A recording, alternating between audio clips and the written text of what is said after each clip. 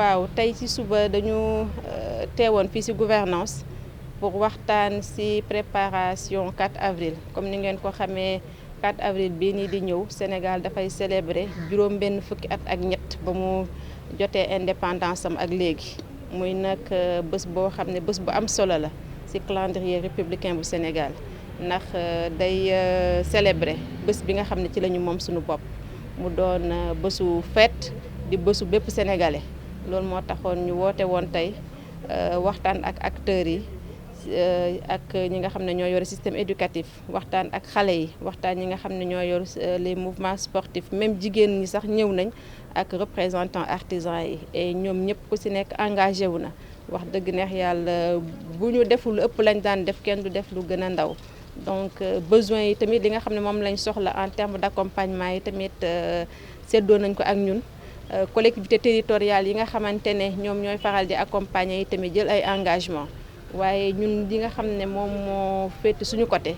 dinañ def ba nga xamante ne lépp lu ñu fi jël muy ay lépp lu ñu fi recueillir muy ay expression de besoin ñu fexe ba satisfaire ko ànd si ak collectivité territoriale yi mais ànd si tamit ak ñi nga xamante ne ñoom ñooy ay bonne volonté nekk si région bi notamment ñi nga xam ne ñu ngi surtout si secteur privé bi ñi nga xam ne dañuy faral aussi dañu accompagner. waaw défilé bu mucc ayib la ñuy xaar ndax commandant zone militaire numéro 7 avant même réunion bii nii di am teniroon na réunion préparatoire ak acteurs yi surtout ñi nga xam ne ñooy anciens combattants yi dama ko fàttee wax sànq ñu nga xam ne dañuy jouer rôle bu am solo ci fête de l'indépendance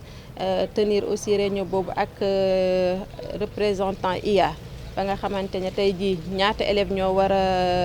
a participer ci activité bi xam nañ ko ñu ngi xaar 1377 participants élèves yoo xam ne dañuy défiler waaye tamit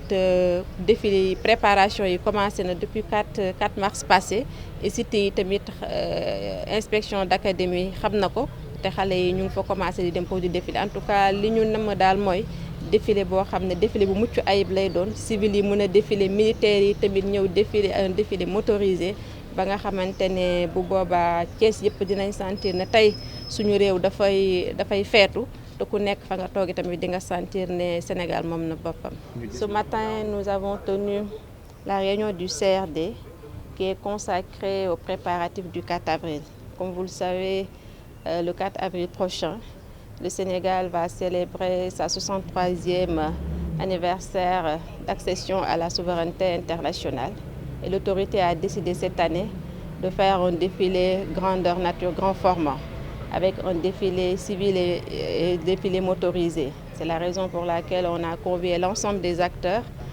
les représentants du système éducatif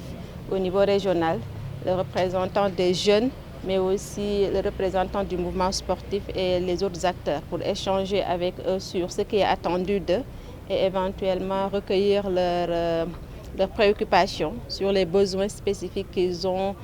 qui devront être pris en charge pour une bonne organisation de cette fête-là. Et le tour a été fait, les besoins ont été exprimés aussi et les engagements faits. Et au niveau de la région, en tout cas, on prendra toutes les mesures pour que tout ce qui doit être fait avant le jour J le soit, pour que vraiment cette 63e anniversaire soit